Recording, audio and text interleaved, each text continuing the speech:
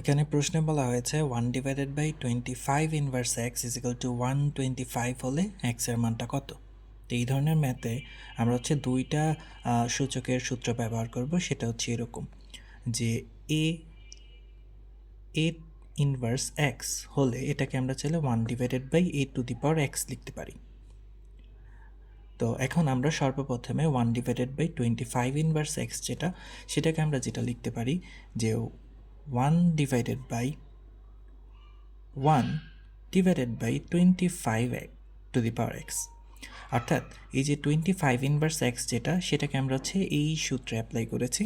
সেই ক্ষেত্রে 25 ইনভার্স এক্সের পরিবর্তে আমরা 1/25 লিখেছি। তো এটার সমান হচ্ছে 125।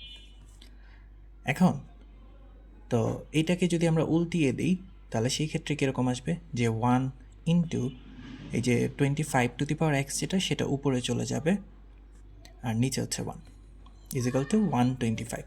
তো এখান থেকে আমরা মোটামুটি লিখতে পারছি যে 25 ইজ ইকাল টু 125। এখন আমাদের কাজ হচ্ছে বেসগুলো মিলানো। তো সেই ক্ষেত্রে 25 আর এই ক্ষেত্রে 25 সামথিং কিন্তু আমরা আনতে পারছি না। সেই ক্ষেত্রে আমরা হচ্ছে এটাকে 5-এর কোনো একটা পাওয়ার আকারে নিয়ে আসবো।